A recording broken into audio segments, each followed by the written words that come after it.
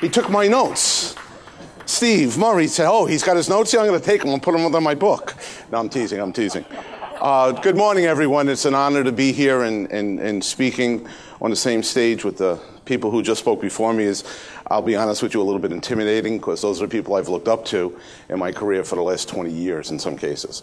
But I do want to share with you today something maybe a little different than has been shared up until this point, because it's going to make it a little bit agent-centric instead of broker-centric. That's my differentiation here. But to begin with, it's about leadership, and I want to talk about how to exhibit leadership right now. I think Gino and some of the other people who spoke earlier hit it right on the head.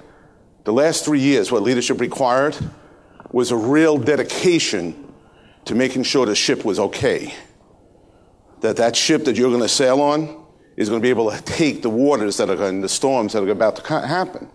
And they cut back expenses, and they put a little bit of the CFO hat on to make sure that they were going to be able to exist. Well, I think those days, thank God, are pretty much behind us.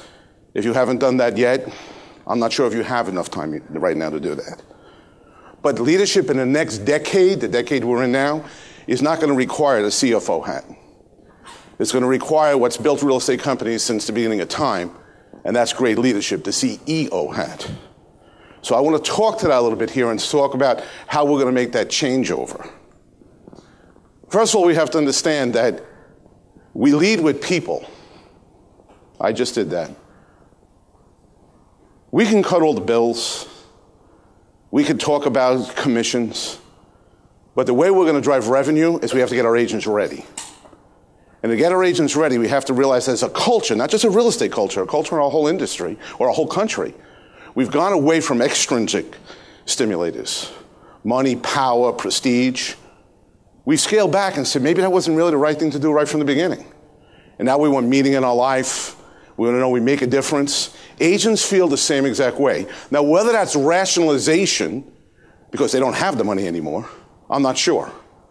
All I know is when I speak to agents across the country, and I've spoken to about 50,000 this past year, the same thing keeps on coming up. They want to make a difference. They want to turn this thing around. The agents that were in our industry just for the money are gone. That's left us with the good agents and the great agents. And I will tell you, I'm not sure if the good agents are going to make it.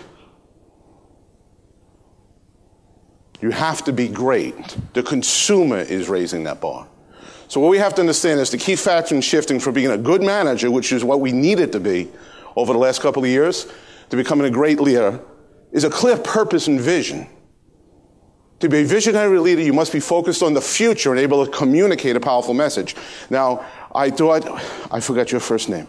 Rick did a great job when he talked about articulating a message. That's crucial for us. It's not about having the message. He did a great job of talking to us. It's the articulation of that message that really makes it important. So I just want to give you an example. When Arthur Guinness decided in 1759 to open a brewery, he signed a lease for a 4-acre site in downtown Dublin.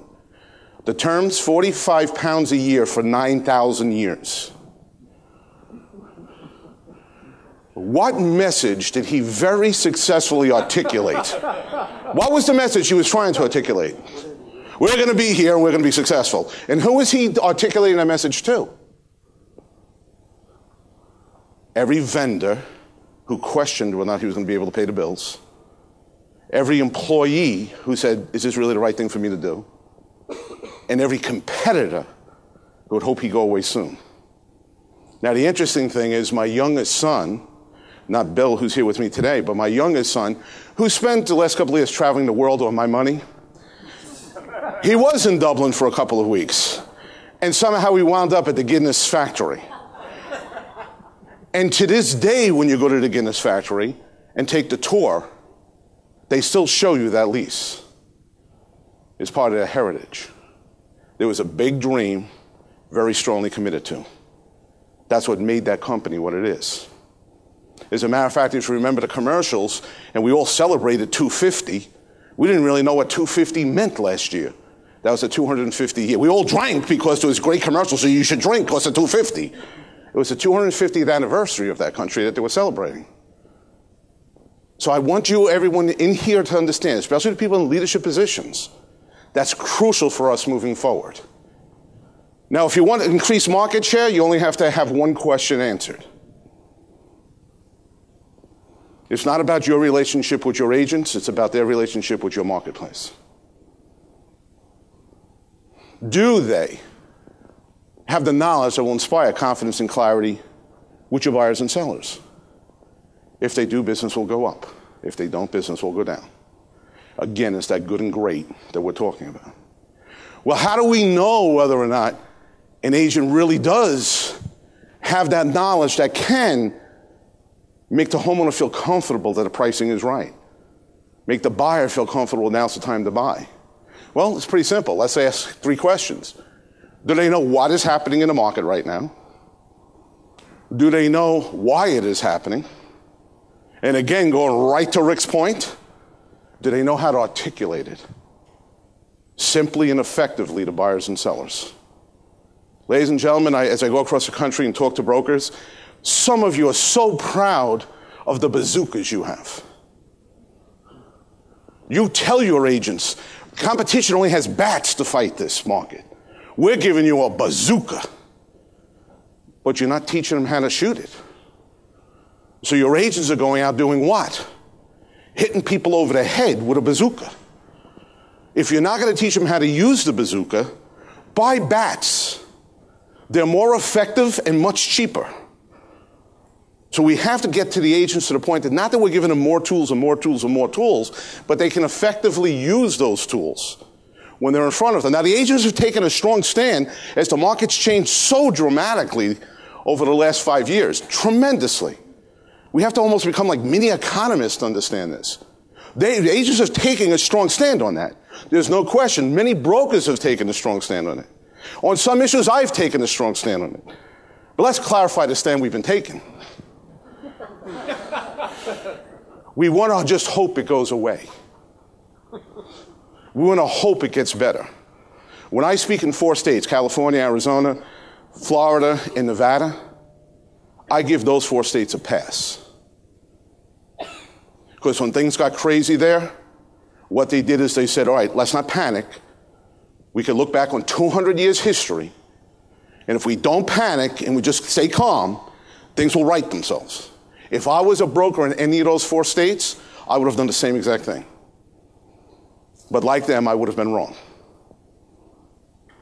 We had impact change much quicker.